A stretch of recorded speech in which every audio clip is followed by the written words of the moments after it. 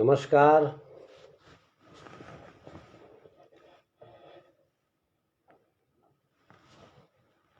मैं निर्धारित समय पर पटल पर उपस्थित हो गया हूँ। अभी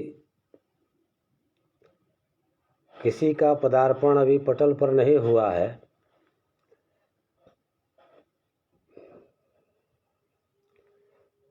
मैं डॉक्टर रत्नेश्वर सिंह, मूल निवासी बलिया, उत्तर प्रदेश,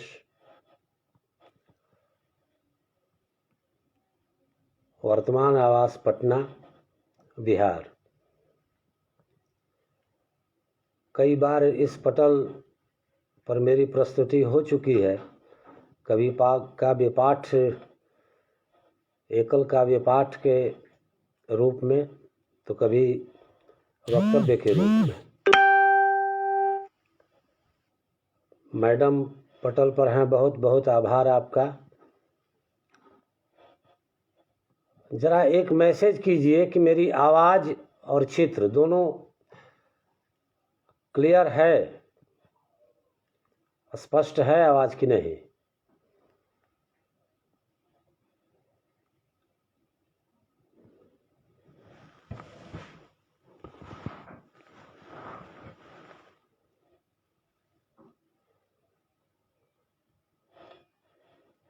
जरा कमेंट कीजिए कि आवाज़ मेरी स्पष्ट आ रही है, सुन रही हैं आप लोग।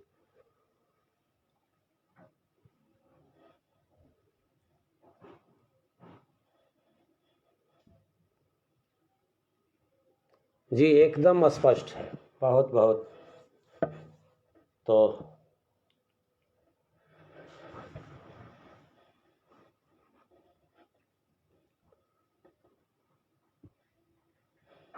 अभी तो आप अकेले पटल पर हैं।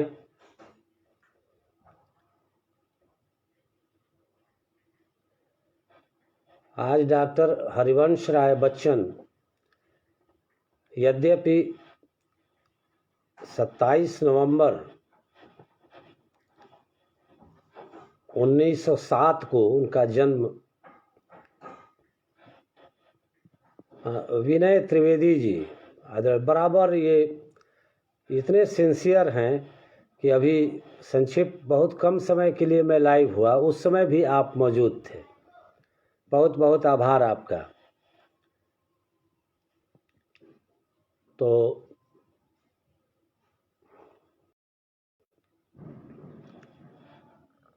यह एक ऐसी सोच इस समृद्ध पटल की संस्थापिका कि क्यों न इसको पखवाड़ा के रूप में तब्दील कर दिया जाए, और 27 नवंबर ये पखवाड़ा कार्यक्रम के अंतर्गत आज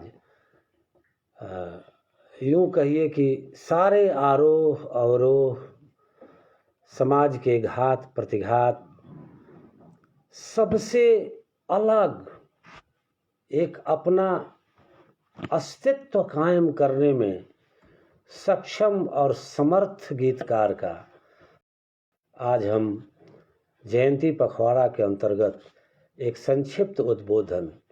मैडम शकुंतला तोमर, आपको ये सारा श्रेय जाता है आज के लाइव कराने में।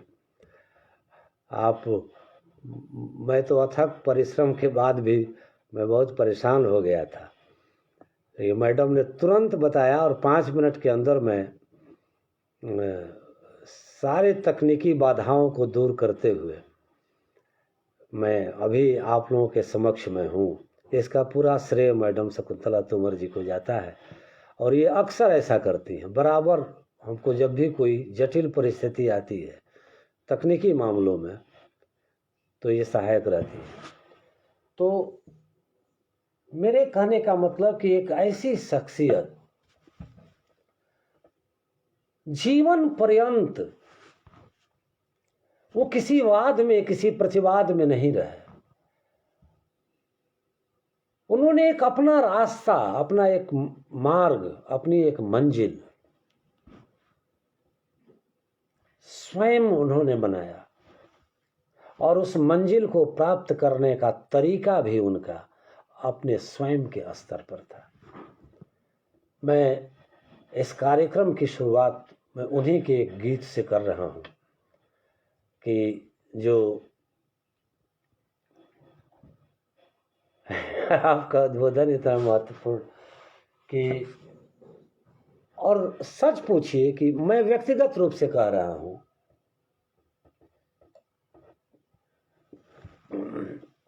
मैं बीच में चर्चा में आऊंगा कि जिन जिन कारणों से इनका विरोध हुआ,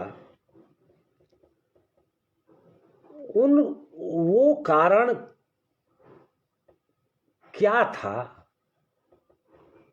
उसका आधार क्या था, ये आप सभी सुधी जनों के बीच में रख दूंगा अपने हिसाब से, अपनी समझ के अनुसार। क्या, और जैसे मैं जिस गीत का चुनाव कोई किया हूं कि इस गीत से ही आज के उनकी इस जयंती पखवाड़ा के अंतर्गत मैं इसकी शुरुआत करूंगा, तो आप इस गीत में भी देखिएगा कि जो सवाल उठाए जाते थे आत्मपरकता का, जो सवाल उठाया जाता था निराशा का, जो सवाल उठाया जाता था वेदना का, और ये गीत रचना उनकी है। और हर आदमी इस बात को महसूस करेगा कि वो क्या कहना चाहते हैं, उनकी पीड़ा क्या है। साहित्य से जिन जिन लोगों का जो जो लगाव है, उनसे वो किस तरह की अपेक्षा करते हैं। उनका मानना था कि आस्था के आयाम डगमगाया नहीं करते।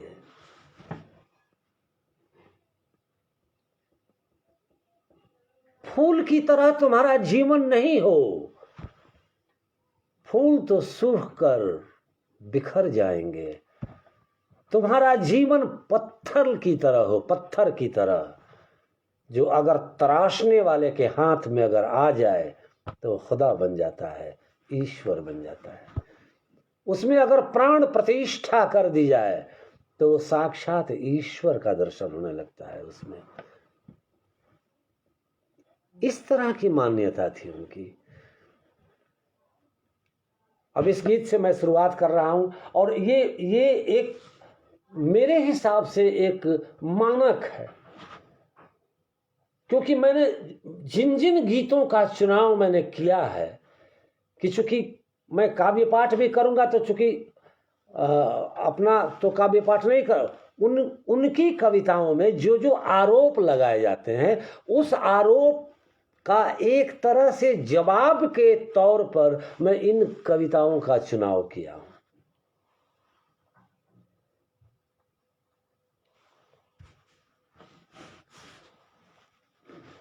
अंधेरी अंधेरी रात में, अंधेरी रात में दीपक जलाए कौन बैठा है।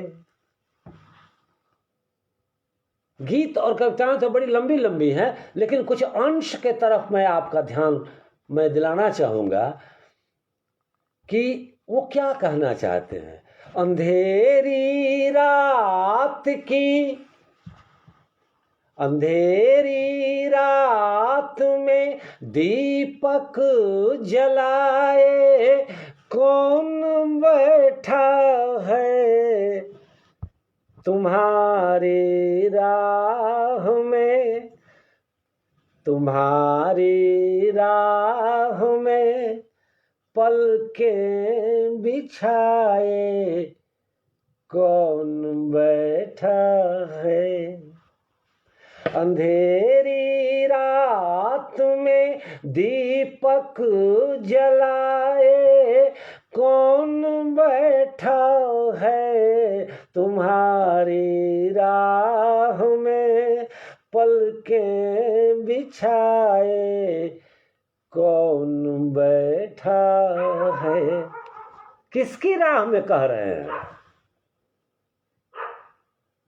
जो रचना कर्म से जुड़े हुए लोग हैं, अपने निर्निमेष नेत्रों से उस ओर देख रहे हैं कि कर क्या रहे हो। तुम्हारी आवश्यकता है समाज के विकास और समाज के संवर्धन के लिए। जो लोग आत्मपरकता का आरोप लगाते हैं उनके कि तुम्हारे राह में पलकें बिछाए कौन बैठा है, अंधेरी रात में दीपक जलाए कौन बैठा है। अब देखिए कि गगन में गर्व से उठ उठ, गगन में गर्व से घिर घिर, गरज कहती घटाएं हैं। गगन में गर्व से उठ उठ, गगन में गर्व से घिर घिर, गरज कहती घटाएं हैं। उजाला अब न होगा फिर। प्रतीकों के तरफ ध्यान दीजिए। गरज कहती घटाएं हैं, उजाला फिर न होगा फिर।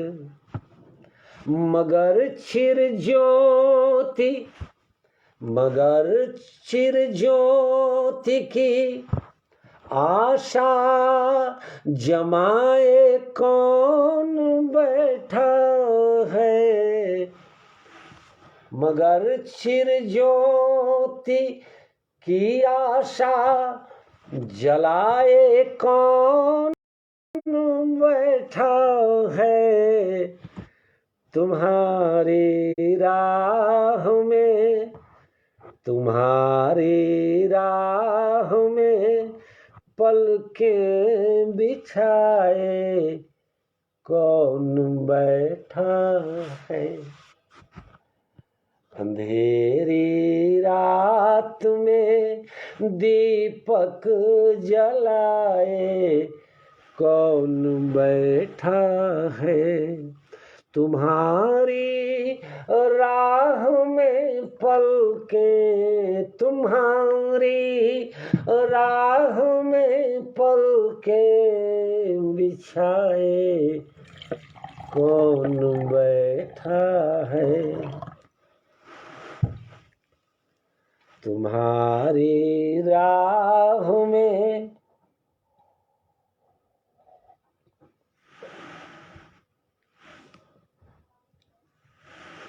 अब देखिए एक जवाब। मैडम, साहित्य आपका विषय रहा है, लेकिन देखिए कहाँ बात कर रहे हैं।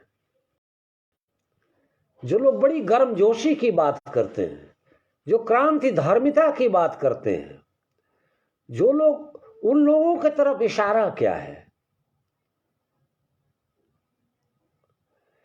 कि तिमिर के राज का, तिमिर के राज का ऐसा कठिन आतंक छाया है। रचना काल देखिए, वो समय देखिए, वो काल और परिस्थिति देखिए, और उस समय कवि और गीतकार के शब्द देखिए, के प्रतीक देखिए कि तिमिर के राज का ऐसा कठिन आतंक छाया है। उठा जो, गौर कीजिएगा, तिमिर के राज का ऐसा कठिन आतंक छाया है। उठा जो शीश सकते थे उन्हीं ने सिर झुकाया है। ये कहाँ चोट है? उठा जो शीश सकते थे उन्हीं ने सिर झुकाया है। मगर विद्रोह की,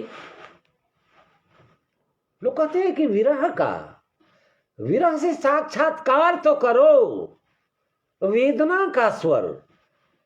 मगर विद्रोह की ज्वाला जलाए कौन बैठा है।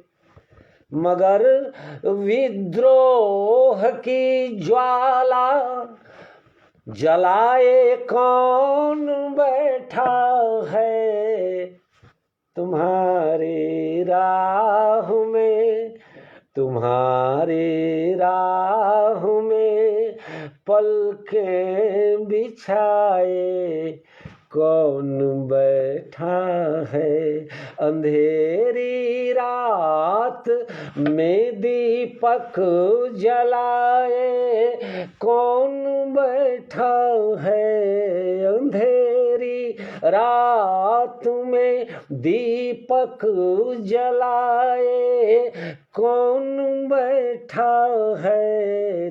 तुम्हारी राह में, तुम्हारी राह में पलकें बिछाए कौन बैठा है।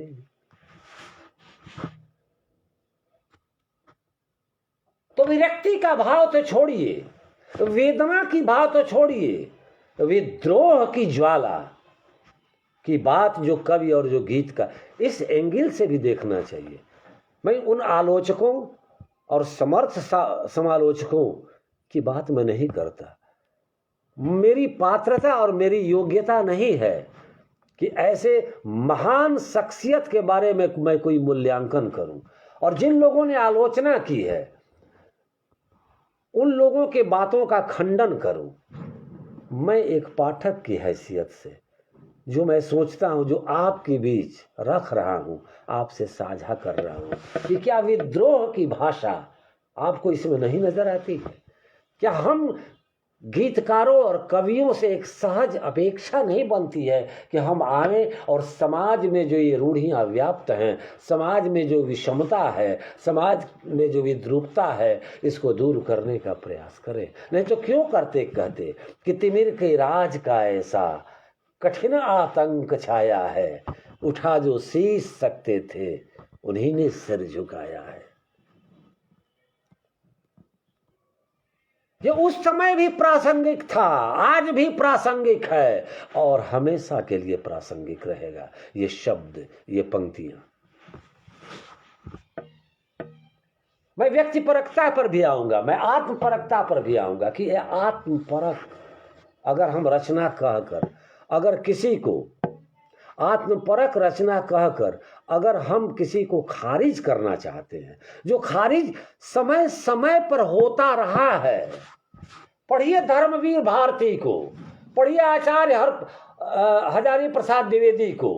उन्होंने लिखा है, मेरे 60 गीत रत्न की भूमिका जब धर्मवीर भारती लिखते हैं तो उन्होंने लिखा है इस बात को कि आखिर कौन सी ऐसी परिस्थिति, कौन से ऐसे कारण रहे होंगे कि जो स्वतः स्फूर्त चेतना से कवि और साहित्यकार अपनी बातों को लिखने के लिए वो स्वतंत्र नहीं हो।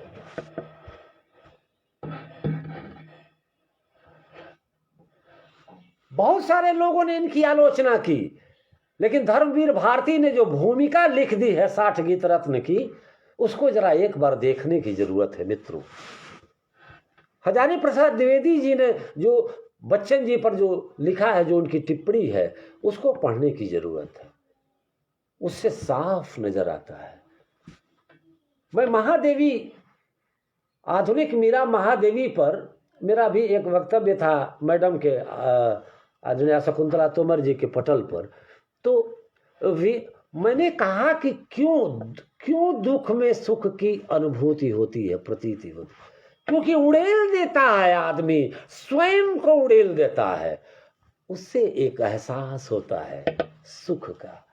अपनी पीड़ा को भी जब वो रखता है, अपनी वेदना को जब वो रखता है, अपने दुख तकलीफ को जब अपनी रचनाओं में जब रखता है, तो उसके साथ साक्षात्कार होने लगता है, और वो एक मुकम्मल जब रचना बनती है तो उससे उसे सुख की अनुभूति होती है। वेदना का स्वर है, आप ऊपर ऊपर देखने के लिए कह सकते हैं कि इसमें वेदना का स्वर है, लेकिन ढाढ़स कितना मिलता है, संबल कितना रहता है, सहारा कितना मिलता है। मसलन उदाहरण के तौर पर, क्योंकि चूंकि मैं इनके काव्यात्मक के साथ ही मैं आपके सामने हूं,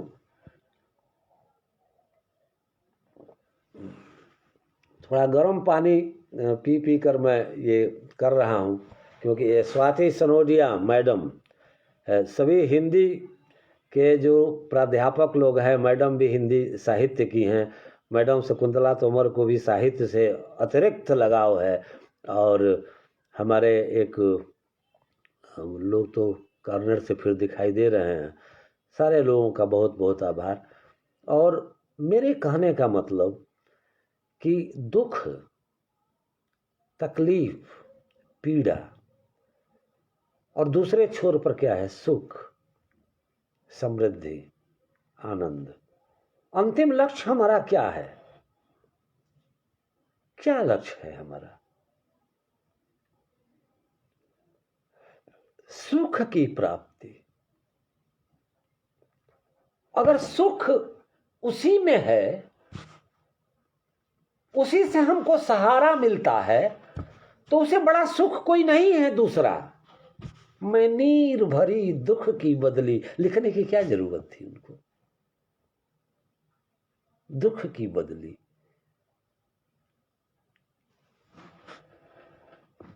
मैडम कहती है कि ये बात बिल्कुल, मैं ये साझा कर रहा हूं आपको, विनय त्रिवेदी जी, इसको महसूस किया जाना चाहिए कि क्यों ऐसा। एक ऐसी परिस्थिति आती है, कुसुम सिंह चंदेल के पटल पर मैडम ने एक जयंती, तो मैं उसको बड़े ही साकांक्ष निवेदन करता हूं आप लोगों के बीच कि इसको देखिए, और इससे कितना आपको सहारा और कितना सहयोग मिलता है। एक ऐसी परिस्थिति आती है कि कवि को और गीतकार को लिखना पड़ता है। Dying to the past, past must be transcended. अतीत चाहे सुखद हो दुखद हो, वर्तमान के लिए घातक है। जो बीत गई सो बात गई, जो बीत गई सो बात गई, जो बीत गई सो बात गई, जो बीत गई सो बात गई। सही ढंग से अगर कोई ललकार दे तो हम दुबक जाएंगे, लेकिन ये कहते हुए हम गर्वान्वित महसूस करते हैं कि हमारे पूर्वज प्रताप थे, शिवा थे। उसके अनुरूप काम होना चाहिए। स्थिति क्या है? जो बीत गई सो बात गई, जो बीत गई सो बात गई। जीवन में एक, बड़ी लंबी कविता गीत है, अंश सुना रहा हूं। जीवन में एक सितारा था, माना वह बेहद प्यारा था। जीवन में एक सितारा था, माना वह बेहद प्यारा था।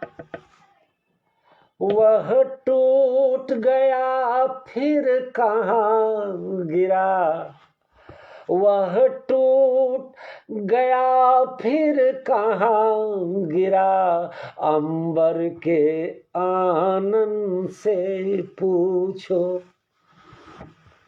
कितने इसके, कितने, प्रतीक देखिए, रूपक देखिए, कितने इसके तारे टूटे, कितने इसके प्यारे छूटे, पर बोलो टूटे तारों पर कब, पर बोलो टूटे तारों पर कब, अंबर शोक मनाता है।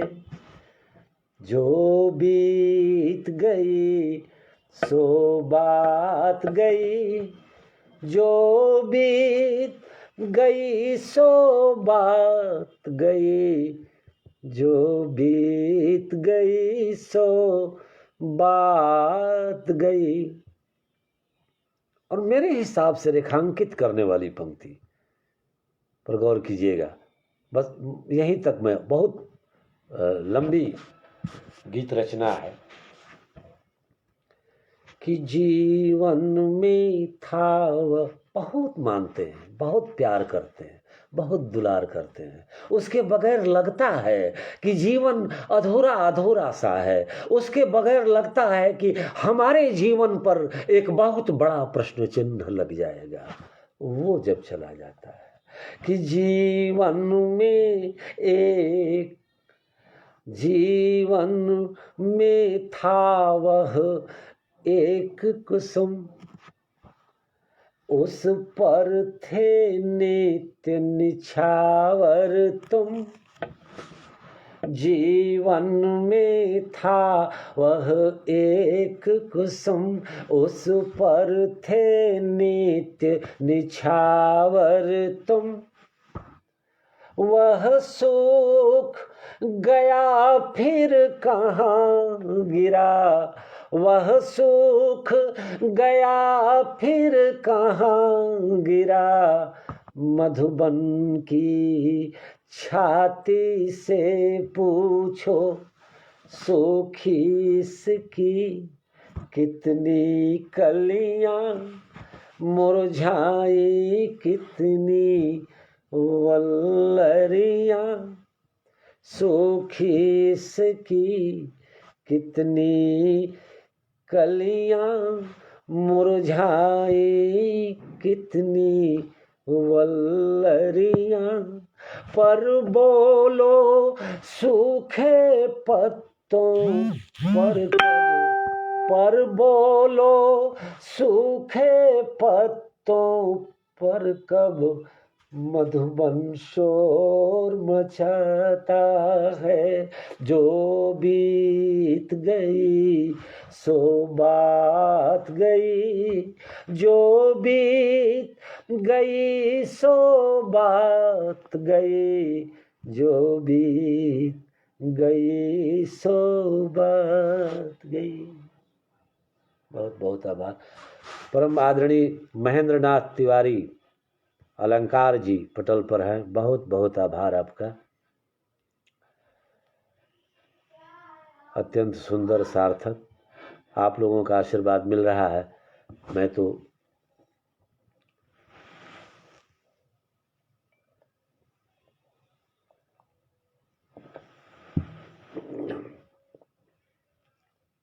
है निराश करने वाली बात अगर समीक्षकों की बात मान ली जाए। और एक बात और आदरणीय, ये शायद जो प्रगतिवाद के जो लोग हैं उनको ये बात, इस बात को हमसे वो बेहतर समझते हैं कि जिस प्रगतिवाद का बीजारोपण भारतेंदु जी ने कर दिया था, बीज रूप में भारतेंदु युग में जिस प्रगतिवाद का आरंभ हुआ था, निराला तक आते आते वो विशाल वृक्ष बन गया। अब तय करना होगा उन विचारकों, उन समीक्षकों, उन समालोचकों को कि वृक्ष बड़ा कि बीज बड़ा। दार्शनिक आलोचक माने जाते हैं मैनेजर पांडे, और अस्तित्ववादियों का कहना है कि एक पानी की एक छोटी सी बूंद में पूरे सागर को लहराते हुए देखा जा सकता है। तो जिस काल में अगर प्रगतिवाद का बीज पड़ा और जिस काल में वो विशाल वृक्ष बना, तो पहले बीज कि पहले वृक्ष। उसी प्रकार जब हम आधुनिक युग में जब हम प्रगतिवाद, प्रयोगवाद की जब बात करते हैं, तो इनकी बहुत सी रचनाएं, क्योंकि गीतात्मक है लेकिन बहुत सी रचनाएं, इसका बीजारोपण हो गया था।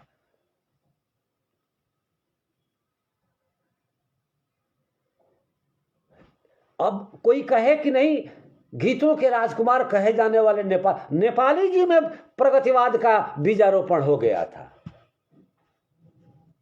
प्रगतिवाद का बीजारोपण डॉक्टर हरिवंश राय बच्चन में हो गया था।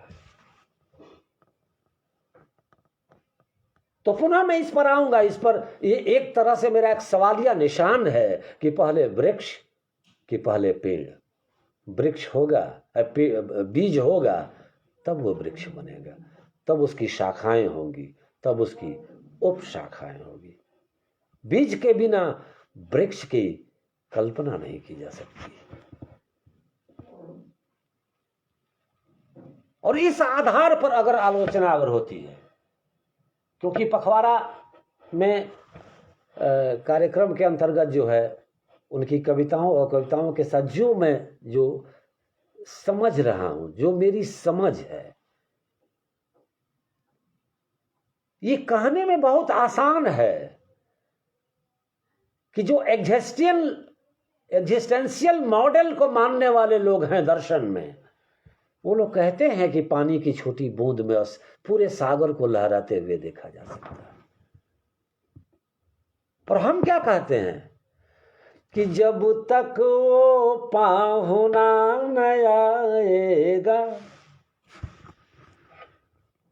अरे जब तक वो पाहुना न आएगा, आंसुओं की धार बन पुकारूंगी। गौर से सुनिएगा कि जब तक वो पाहुना, पाहुन किसको, कौन पाहुना, अरे जब तक वो पाहुना न आएगा, आंसुओं की धार बन पुकारूंगी। जब तक सागर न मिले अपना ही, जब तक सागर न मिले अपना ही, सरूंगी। अरे विरहा की आग में यूं जलना है, अंतस में प्रीति को जगाना है। एक गीत और हमें गाना है, एक गीत और हमें गाना है, एक छंद और गुनगुनाना है, एक गीत और हमें गाना है, एक छंद और गुनगुनाना है। तो कौन सा गीत, वो कौन सा छंद जो प्रभु के चरणों में ले जाता है, जिसे साक्षात ईश्वर के प्रति समर्पण की भावना है कि प्यारे हैं, कि गीत तो वही है जो, पंक्तियों को देखे, गीत तो वही है जो हुलस हुलस अपने ही कंठों ने गाए हो। आदरणीय तिवारी जी,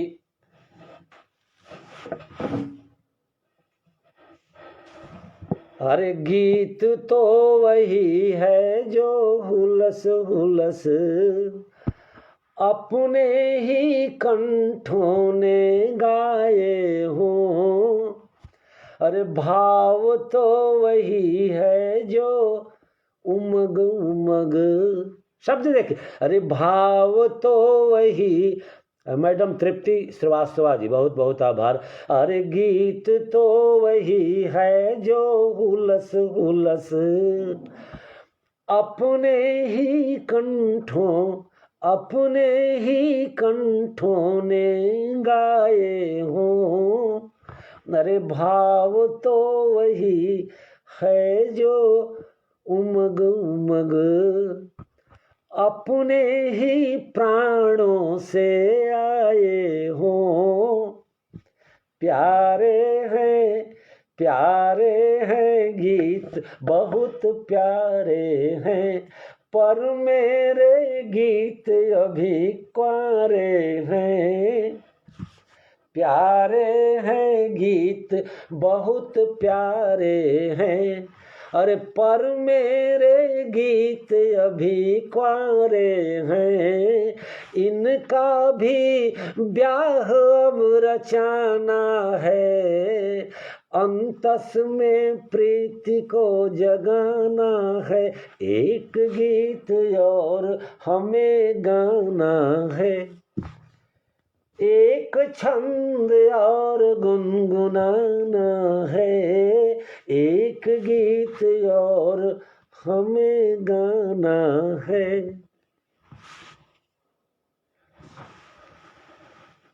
सुधा मैडम, सुधा शर्मा जी, बहुत बहुत आभार आपका। लगातार आप हर कार्यक्रम में रहती हैं, बहुत बहुत आभार। और मैडम मंजुला श्रीवास्तव, और अभी तो आज के लिए हमारी best friend madam Shakuntala Tomar ji का नहीं रहता तो हम इस रूप में मन महसूस कर रह जाता है कि अगर नहीं होगा तो लोग क्या कहेंगे। देखिए, लोग आए या ना आए, हम लोग अपना काम कर देते हैं, हर जगह अटैचमेंट भेजते हैं हर लोग, लेकिन जितने लोग आते हैं और जितने शेयर होते हैं तो कम से कम बात तो पहुंचती है। मेरी समझ क्या है, मैं तो किसी पटल पर ये बात कहता हूं कि मेरे वो योग्यता पात्रता नहीं है, एक पाठक की हैसियत से जो मैं समझता हूं उसको मैं आपके बीच साझा कर लेता हूं। और मुझे इस पर आपत्ति है, और मैं दावे के साथ नहीं लेकिन जवाबदेही के साथ जरूर कहना चाहता हूं कि इस आपत्ति के तहत ही इन रचनाओं, इन गीतों की बात मैं कर रहा हूं, गीतों का चुनाव मैं किया और आपके बीच रख रहा हूं।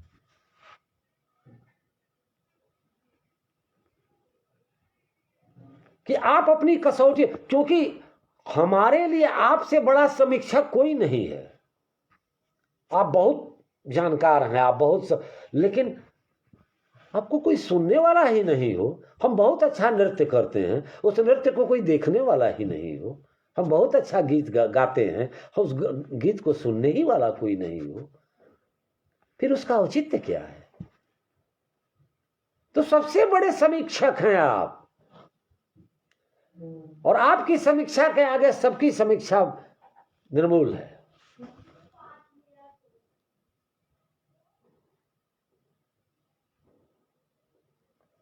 और इन रचनाओं के आलोक में आप इसका निर्धारण कीजिए मैडम कि आखिर जब आत्मपरकता की बात होती है, जब नैराश्य की बात होती है, जब हताशा की बात होती है, जब दुख दर्द तकलीफ और पीड़ा की बात होती है, जब वेदना की बात होती है, तो वो वेदना कहां से आया?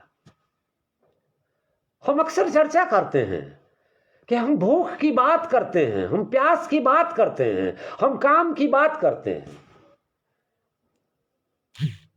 लेकिन भूख प्रयास के अतिरिक्त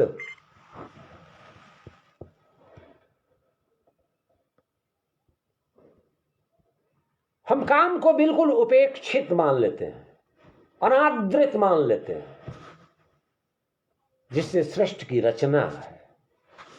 यह खुलकर मैं बोलता हूं, मैं मनोविज्ञान का विद्यार्थी रहा हूं, और जब हम मोटिव पढ़ाते हैं, स्ट्रांग मोटिव, तो एक विशेष परिस्थिति में भूख और प्यास, सबसे स्ट्रांगेस्ट मोटिव जो है प्यास है, उसके बाद भूख है, लेकिन एक विशेष परिस्थिति में सबसे स्ट्रांगेस्ट मोटिव काम या सेक्स बन जाता है। और उसकी बात होनी चाहिए, क्योंकि कविताओं में और रचनाओं में इसकी चर्चा की गई है, और उस चर्चा को स्पष्ट करना चाहिए कि क्या है, क्यों ऐसा है। हम आस्तिक लोग हैं, नास्तिक नहीं हैं। हमने कहा ना कि बच्चन जी ने कहा कि फूल की तरह जीवन नहीं होना चाहिए, फूल तो सूख जाएगा, फूल तो बिखर जाएगा, जीवन पत्थर की तरह होना चाहिए। तराशने वाले हाथ अगर मिल जाएं, खुदा से साक्षात्कार हो जाता है। प्राण प्रतिष्ठा अगर की जाए तो साक्षात ईश्वर का दर्शन होने लगता है। आवाज पहुंच रही है ना मैडम? थोड़ा इसी के प्रयास में ही थोड़ा थकावट आ गई है। 1 मिनट जरा सा।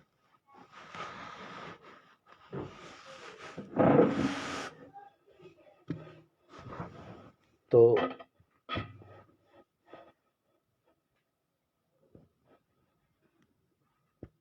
इसी परिप्रेक्ष्य में, इसी आलोक में आप इस रचना को देखिए। हालांकि बिल्कुल लोग कहते हैं कि वैयक्तिक चेतना पर, और ये चूंकि पटल की संस्थापिका का निर्देश भी था कि किसी ने मैसेज किया है, मैं उसको, मुझे बहुत सा गीत मैंने मुझे ऐसे ही हमारे दिमाग में रहती है बात, लेकिन संजोग ऐसा है कि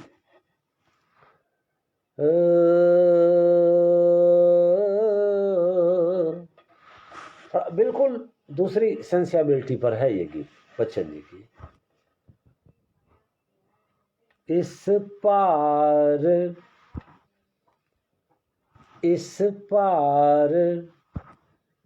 प्रिय मधु है तुम हो,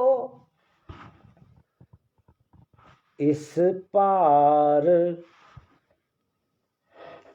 प्रिय मधु है तुम हो, उस पार न जाने क्या होगा।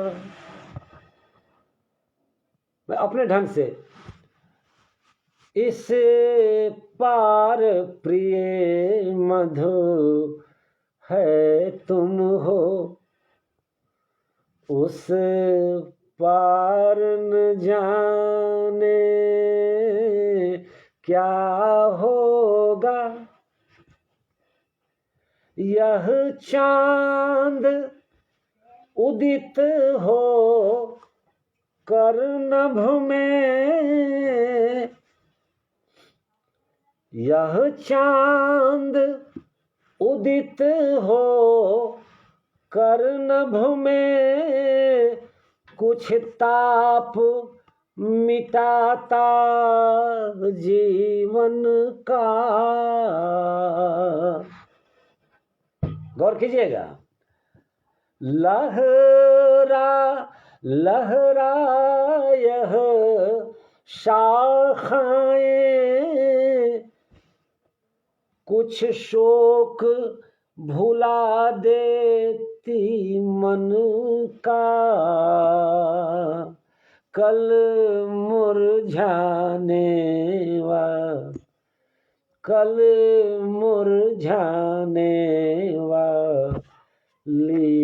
कलियां हंस कर कहती है मगन रहो। देखिए शब्द और भाव, शब्द में छिपे हुए भाव को। कल मुरझाने वाली कलियां हंस कर कहती है मग्न रहो, बुलबुल तरु की फुनगी पर से संदेश सुनाती यौवन का इस पार ये मधु है तुम हो, उस पार न जाने क्या होगा। इस पार प्रिय मधु है तुम हो, उस पार न जाने क्या होगा। इस पार प्रिय मधु है तुम हो। बड़ी लंबी रचना है और परम आदरणीय DS तोमर जी पटल पर हैं। बहुत बहुत आभार आपका आदरणीय। विनय त्रिवेदी जी लगातार जुड़े हुए हैं। तो जग में रस की नदी यहाँ बहती, रसना दो बूंदे पाती है।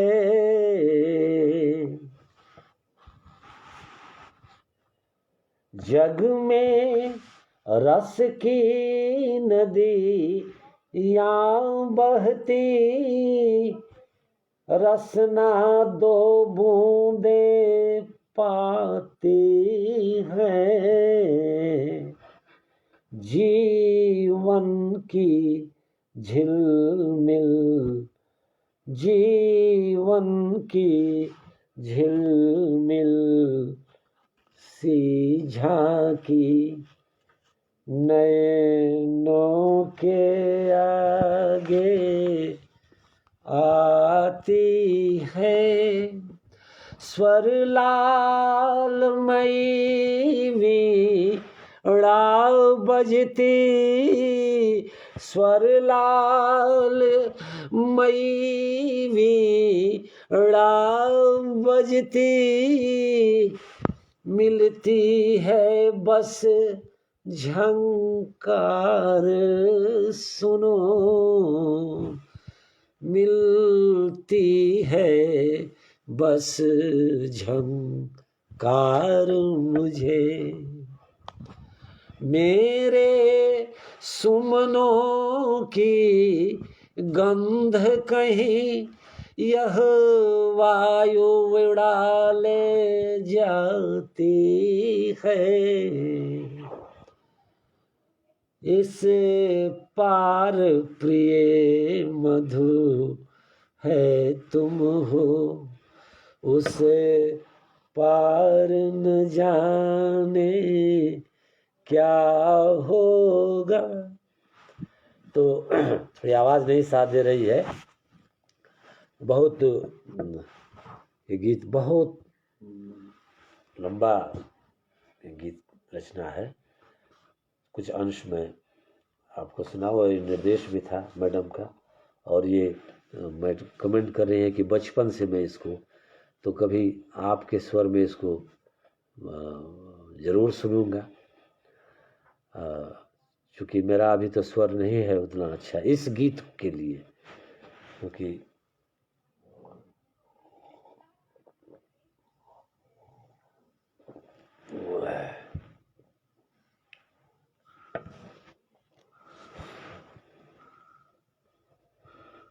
तो अब इस तरह से जो लोग ये बात करते हैं कि अब उनकी एक सबसे जो खयाम उमर खयाम से लोग कहते हैं कि उनसे प्रभावित होकर जो मधुशाला है, तो एक बात का जरूर हमको कि उसमें तत्कालीन समाज में रहने वाले जितने लोग, लिखने वाले लोग थे, जो साहित्यकार थे,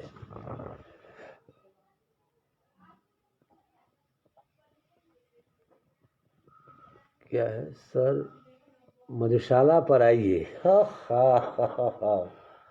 मधुशाला पर तो पूरा समय चाहिए मैडम।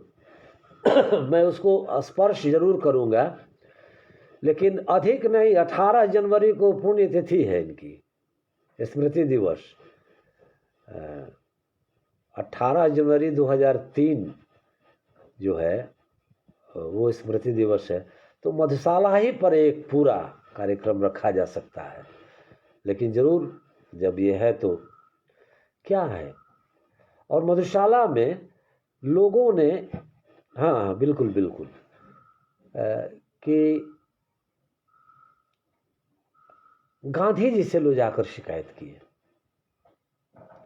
कि एक ऐसा गीतकार, एक ऐसा कवि आया है जो पीने पिलाने की बात करता है, जो मैं की बात करता है, जो मैखाना की बात करता है, जो हाला की बात करता है। जी 17 जनवरी है, 18 जनवरी 2003।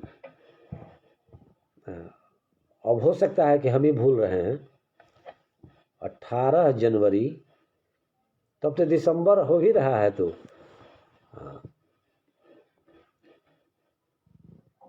हो सकता है कि मैं भूल रहा हूं, लेकिन मुझे जहां तक स्मरण है 18 जनवरी 2003 कि क्या कह रहे थे,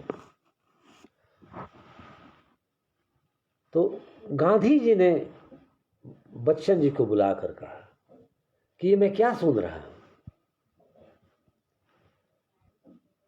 और गांधी जी का एक स्लोगन कि जहर खाने से तो शरीर मर जाता है, शराब पीने से तो आत्मा मर जाती है। जी जी मैडम, ठीक कह रही हैं। असल में प्रतीकों की समझ सबको। और तुम साकी और शराब की बात करते हो, पीने पिलाने की बात करते हो, मैखाना और मैं की बात करते हो। तो बच्चन जी, सब लोग जानते हैं, सर्वविदित थे बच्चन जी के। तो बच्चन जी के पूरे परिवार को तो बड़े अच्छे संबंध नेहरू जी के परिवार से भी था। उन्होंने बाद में एक पुस्तक मधुशाला की एक प्रति गांधी जी को भेंट की और कोई क्लियरेंस नहीं दिया। उन्होंने कहा कि बापू इसको जरा पढ़िएगा। पढ़ने के बाद बच्चन जी को फिर गांधी जी ने बुलाया और लोगों को भी के बीच कहा कि इसमें तो ऐसी कोई बात नहीं है, इसमें तो बड़ा मैसेज है।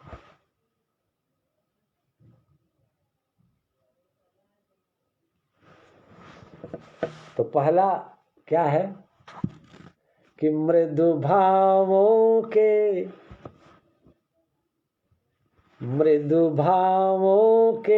अंगूरों से, पहला जो मधुशाला, पहली मधुशाला जो कहते हैं स्वागत करने के क्रम में, कि मृदु भावों के अंगूरों से आज बना लाया हाला,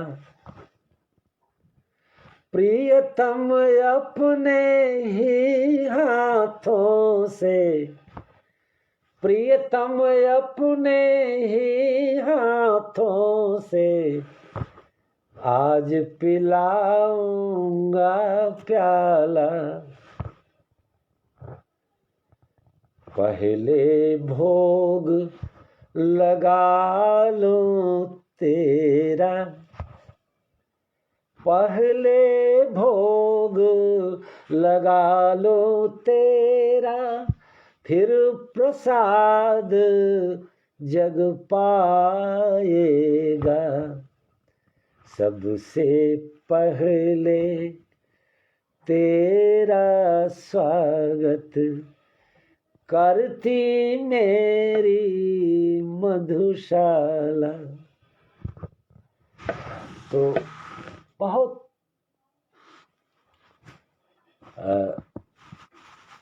इसको पहले ही करना चाहिए था उस स्वर में कि प्रियतम तू मेरी हाला है, मैं तेरा प्यासा प्याला। गौर कीजिएगा, प्रियतम तू मेरी हाला है, मैं तेरा प्यासा प्याला।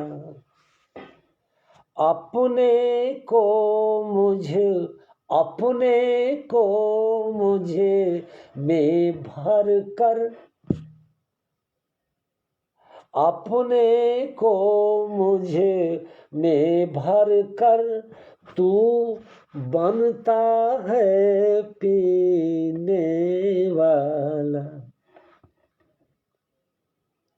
काबिले गौर है ये पंक्ति।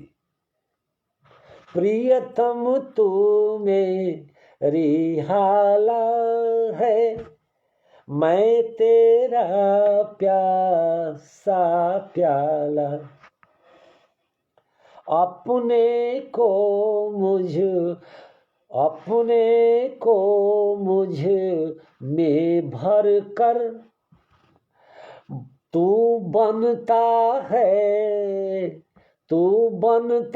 है पीने वाला।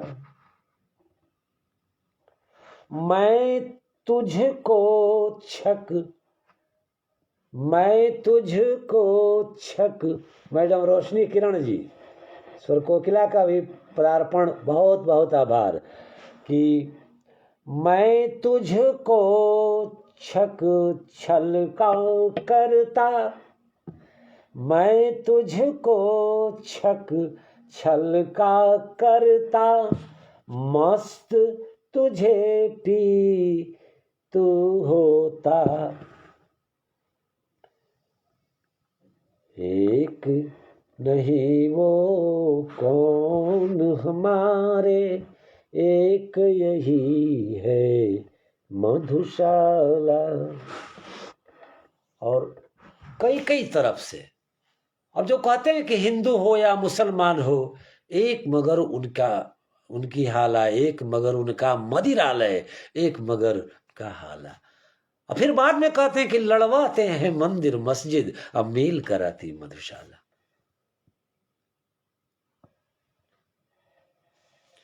अपने को मुझ में भर कर तू बनता है पीने वाला। क्या तुम पीने वाला बनोगे? मुझे ही भर कर तुम पी रहे हो। गौर कीजिएगा, एक शायर ने कहा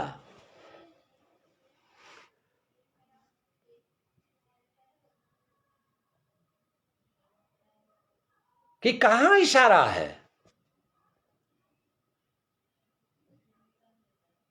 जो गुरु की शरण में है, जो ईश्वर की शरण में है, जो वो इशारा कहां है? इन साधारण संस्था, इन नशा की बात नहीं है। एक शायर ने कहा कि अब थम जाने दो मीरा के पांव की थिरकती पायल,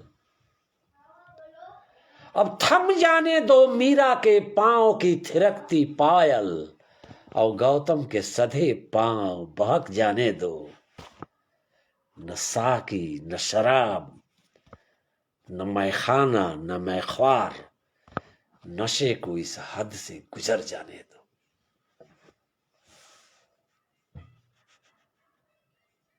न साकी न शराब न मैखाना न मैख्वार, नशे को इस हद से गुजर जाने दो। वो एक ऐसी नशा है, परमात्मा की चाह, परमात्मा की प्यास अगर जग गई तो उससे बड़ा कोई नशा नहीं है। उस नशा के आगे सब तरह के का नशा जो है फीका है, वो नशा। मैं मीरा पर बोल रहा था एक बार, तो मैं खुमारी की चर्चा किया। न साकी न शराब न मैं खाना न मैं अखबार, नशे को इस हद से गुजर जाने दो।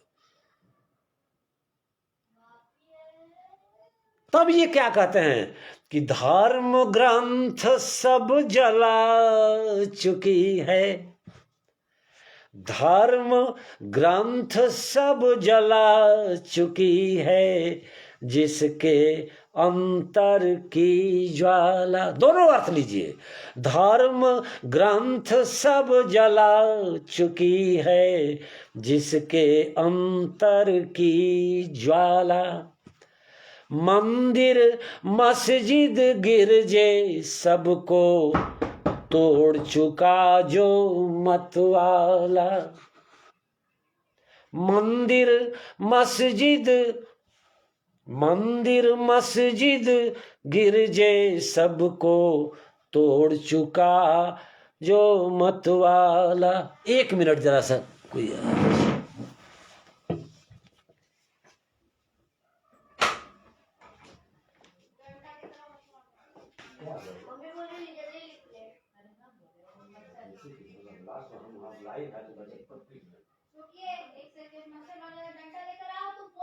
कहाँ घंटा है?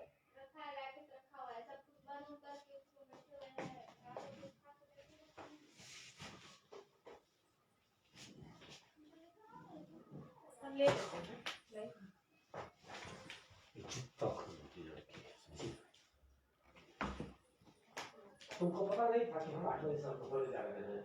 उसके पहले तो क्यों नहीं? इतना जोर से पीट रही हो ऊपर से।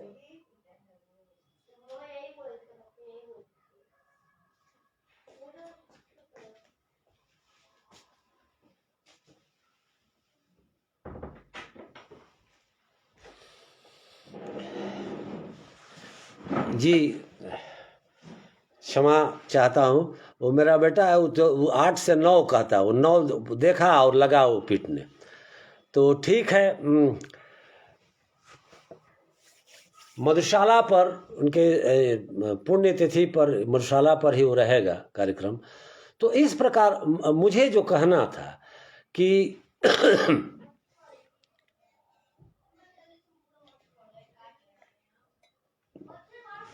संकेत में मैं बात वो कह चुका, क्योंकि महादेवी पर भी जब मैं बोल रहा था, और महादेवी और ये लगभग माने लगभग क्या एक ही उम्र, 1907 की उनकी भी उनका भी जन्म है, 1907 में उनका भी जन्म है। तो बहुत छाप है इनकी कविताओं में भी, इनके गीतों में भी बहुत छाप है। और आप देखिएगा, इसलिए कि उसका ये जो आलोचक और समालोचक जो कहते हैं कि ये आत्मपरक संवेदना से ज़्यादा आपूरित इनकी रचनाएं होती हैं, गीत रचनाएं होती हैं। आप देखिए, मैंने 2-3 उदाहरण दिया उनके गीतों का दिया, और उन गीतों के आधार पर आप इस चीज़ को आप लीजिए, ये कैसे होगा कि है अंधेरी बच्चन जी मेरे पापा के लेक्चरर थे, वाह बहुत बहुत खूब। तो बच्चन जी के जीवन के संबंध में तो हर आदमी जानता है कि हम थोड़ा सा सीधे सीधे आ जाते हैं ये पर कि 19 वर्ष की उनकी मैंने श्यामा पहली पत्नी जो है वो श्यामा बच्चन, और ये 1924 में उनका देहांत हो जाता है। 1942 में फिर तेजी बच्चन से उनकी शादी होती है, दोनों प्रेम विवाह ही होता है।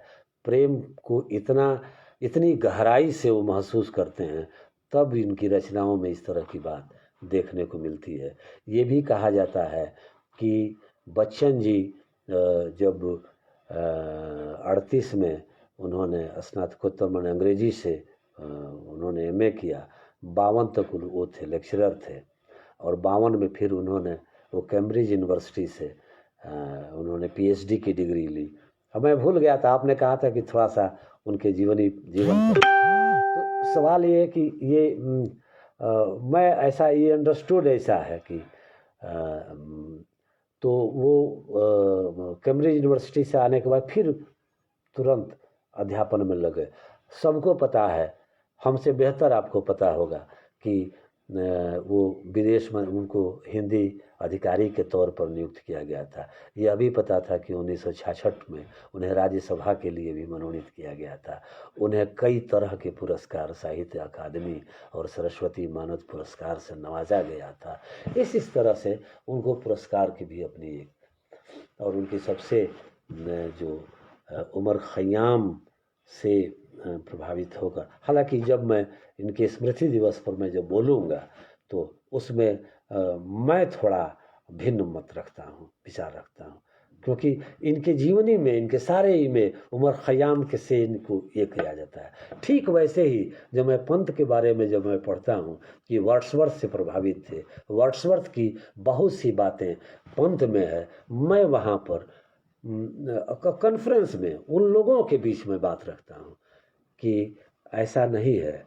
वर्ड्सवर्थ प्रभावित हो सकते हैं पंत से, पंत वर्ड्सवर्थ से प्रभावित नहीं है। वैसे ही उमर खयाम, और इसकी चर्चा मैं करूँगा बाद में। तो मैं ये कह रहा हूँ कि ये आरोप जितने कि व्यक्तिवादी सोच, जरा गौर कीजिए कि समाज से अलग है व्यक्ति, वैयक्तिक चेतना है कि नहीं? वैयक्तिक चेतना भी है, सामाजिक चेतना भी है, और वैयक्तिक चेतना जब तक मुकम्मिल नहीं होगी, सामाजिक चेतना को दिशा नहीं मिल सकती, नई रोशनी नहीं मिल सकती, नई चेतना नहीं मिल सकती। क्योंकि व्यक्ति और समाज अन्योन्याश्रित है। व्यक्ति की चेतना मुकम्मिल नहीं होगी, समाज की चेतना नहीं होगी। हम लाख बोल रहे हैं, हम बहुत ज्यादा हर चीज का सिद्धांत, लेकिन अगर उसको हम व्यवहार के रूप में अगर हम नहीं उतारें तो हमारा बोलना न बोलना दोनों बराबर है। परम आदरणीय वसंत श्रीवास्तव जी पटल पर हैं, बहुत बहुत आभार आपका। और आप अपने पटल पर भी आपकी प्रस्तुति थी, मेरा भी पटल है, मैं तो कुछ को तो आपने संरक्षक ही बना दिया है उसका। मेरा भी पटल है, लेकिन मुझे तकलीफ़ है कि आज मुझे लाइव होने में बड़ी दिक्कत हुई, इसलिए मैं आधा घंटा भी नहीं उस पर रह पाया। तो मैं समय हमको मिल गया है मैडम के द्वारा, तो मैं ये बताना चाहता हूँ, बताना नहीं, सॉरी, मुंह से निकल जाता है, क्योंकि मैडम मंजुला श्रीवास्तव जी कहती हैं कि जो शिक्षकों की प्रजाति जो है, तो एक ऐसा एक आदत सी बन जाती है कि बताना नहीं, हम साझा करना चाहते हैं कि मैं वैयक्तिक चेतना से अलग जो सामाजिक चेतना से जो आपूरित उनकी रचनाएं हैं, उसी का मैंने चयन किया था, और उसी के आधार पर मैं कहीं भी विचार विमर्श साहित्य के लोगों के बीच जब होता है तो मैं रखता हूँ कि है अंधेरी रात, फिर दीवा जलाना कब मना है अंधेरी रात, फिर दीवा जलाना कब मना है अंधेरी रात फिर। अब गौर से सुनिएगा कि कल्पना के हाथ से, कल्पना के हाथ से कमनीय जो मंदिर बना था, कल्पना के हाथ से कमनीय जो मंदिर बना था, भावना के हाथ ने जिनके वितानों को तना था, स्वर्ग के दोष प्राप्य रंगों के रसों से जो सना था, ढह गया वह तो जुटा कर ईंट पत्थर कंकड़ों को, ढह गया वह तो जुटा कर ईंट पत्थर कंकड़ों को, एक अपनी शांति की, एक अपनी शांति की कुटिया बनाना कब मना है, एक अपनी शांति की कुटिया बनाना कब मना है अंधेरी रात।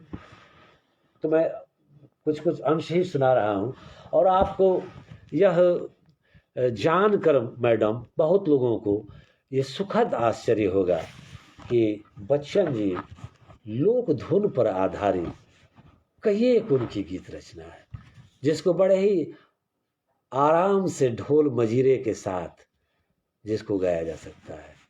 मतलब कुछ दो चार पंक्तियां। जाओ लाओ पिया, जाओ लाओ पिया, नदिया से सोन मछरी तनी लाओ पिया, सोन मछरी तनी सोन मछरी, सोन मछरी तनी सोन मछरी, तनी जाओ पिया, तनी जाओ पिया नदिया से, तनी लाओ पिया नदिया से सोन मछरी, तनी लाओ पिया नदिया से सोन मछरी, तनी लाओ। उसकी है नीलम नीलम सी आँखें, उसकी है नीलम नीलम सी आँखें, हीरे पन्ने की है उसकी पाँखें, हीरे पन्ने की है उसकी पाँखें, वह मुख से उगलती है, वह मुख से उगलती है, मोती की लरी तनी जाओ, वह मुख से उगलती है मोती की लरी, तनी लाओ पिया नदिया से सोन मछरी, तनी लाओ पिया नदिया से सोन मछरी, सोन मछरी पिया सोन मछरी, सोन मछरी पिया सोन मछरी, तनी लाओ पिया नदिया से, तनी लाओ पिया नदिया से सोन मछरी, तनी लाओ पिया नदिया से। और एक और गीत जो एक गज़ल गाती है मैडम रोशनी किरण, कि वो महुआ के वो जो वो हमारी पत्नी को बहुत पसंद है, वो फागुन वाला वो जो। अब देखिए बच्चन जी एकदम ये लोक धुन पर इसका जो है एक सहगान के लिए है, और वो कैसे कहते हैं कि महुआ के, और एकदम हम लोग के परंपरागत, आप कहिएगा तो कई एक गीत में भोजपुरी अवधि में सुना सकता हूं, लेकिन ये बच्चन जी लिखे हैं। महुआ के नीचे मोती झरे, महुआ के नीचे, महुआ के नीचे मोती झरे, महुआ के नीचे मोती झरे। और डॉक्टर नरेंद्र प्रसाद यादव जी बहुत देर के बाद दिखाई पड़े, कहाँ छुपे थे भाई। महुआ के, हम लोग क्या गाते हैं जो शादी विवाह में, जानते तो इलाहाबाद, तो चूंकि ये पूर्वांचल में जैसे कि इलाहाबाद, बनारस, गाजीपुर, बलिया, जौनपुर, मिर्जापुर, ये सारा ये जो क्षेत्र है, तो वो उसी शादी विवाह में हम लोग क्या गाते हैं, इतनी धीरे धीरे, तनी धीरे धीरे इमली, तनी घोटाव हो मामा, तनी धीरे धीरे। इमली घोटाने का एक रस्म है, पता नहीं आपके यहाँ है कि नहीं, हम लोग के यहाँ है। तनी धीरे धीरे, तनी धीरे धीरे इमली घोटाव हो मामा, तनी धीरे धीरे। जैसन मामा के मोछ वैसन बकरी के पोछ, तनी धीरे धीरे, ओ तनी धीरे धीरे इमली घोटाव हो मामा, तनी धीरे धीरे। उसी तर्ज पर महुआ के नीचे मोती झरे, महुआ के।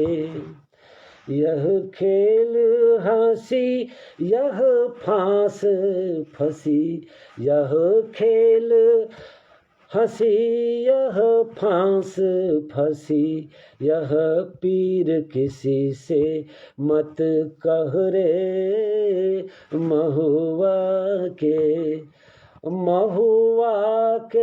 नीचे, महुआ के नीचे मोती झरे, महुआ के नीचे मोती झरे, महुआ के। तो बहुत सब लोकगीत भी लिखे हैं। तो समय तो आपका समाप्त हो गया, और अंत में मैं पुनः उस गीत से कर रहा हूँ कि चूँकि इनके गीतों का और उनके ये का मैंने सबका लगभग अपने हिसाब से संकेत में मैंने जवाब दिया कि ऐसा नहीं है कि केवल आत्मपरक और व्यक्तिपरक रचना इनकी थी, समाज के लिए भी एक अच्छा खासा मैसेज था, एक अच्छा खासा संदेश इनके अंदर था, इनकी कविताओं में, इनके गीतों में। और ये बताने का भी प्रयास हुआ, मैं कई बार चर्चा कर चुका हूं कि आदमी जब हताश होता है, आदमी जब निराश होता है, उसके गहरे खड्ड में जब वो गिरता है, तो कोई ना कोई सहारा तो चाहिए। चारों तरफ प्रतिकूल परिस्थिति है, अनुकूलता कैसे आएगी, ये तो शायर और कवि और गीतकार बताता है। कि सोनी आँखों में, चार पंक्ति, सोनी आँखों में रंग प्यार का भर लो, सोनी आँखों में रंग प्यार का भर लो, पतझड़ में भी मधुमास दिखाई देगा, सोनी आँखों में रंग, सोनी आँखों में रंग प्यार का भर लो, पतझर में भी मधुमास दिखाई देगा। अब देखिए बात कहाँ, लिखने वाले ने क्या कलम तोड़ दिया कि माना माना यमुना के तट पर आज, सुनिए मैडम शकुंतला जी, आपका बहुत प्रिय गीत है। माना यमुना के तट पर आज उदासी, माना उजड़ा उजड़ा सा है वृंदावन, माना यमुना के तट पर आज उदासी, माना उजड़ा उजड़ा सा है वृंदावन, माना पनघट वीरान पड़े वर्षों से, चारों ओर दिखाई देता है सूनापन। अब देखिए समाधान, उर में मुरली की, उर में मुरली की तान बसा कर देखो, उर में मुरली की तान बसा कर देखो, वीरानी में भी रास दिखाई देगा, सोनी आँखों में रंग प्यार का भर लो, पतझर में भी, पतझर में भी मधुमास दिखाई देगा, प्रियतम के दूर हो जाने से रोते हो, प्रियतम के दूर हो जाने से रोते हो, तुमने शायद तन को ही प्यार किया है, मन की समीपता को न कभी पहचाना, अपराधन यह तुमने स्वीकार किया है, मन में छलिया का, मन में छलिया का रूप बसा कर देखो, छलना में भी, छलना में भी विश्वास दिखाई देगा, सूनी आँखों में रंग प्यार का भर लो, पतझर में भी मधुमास दिखाई देगा। इन्हीं शब्दों के साथ मैं विराम दे रहा हूँ अपनी वाणी को। और मैडम रोशनी किरण हैं, मैडम अभी तो हमारे आज के सब कुछ श्रेय उन्हीं को जाता है। मैडम बेस्ट फ्रेंड हमारी हैं, मैडम शकुंतला तोमर जी। नहीं रहती तो हम आज लाइव नहीं हो पाते, नहीं वो सहयोग अगर नहीं होता उनका तो। मैडम शकुंतला तोमर जी, आपका तो पटल है मैडम मंजुला श्रीवास्तव, डॉक्टर नरेंद्र प्रसाद यादव जी, और आदरणीय DS तोमर जी, और वो मैडम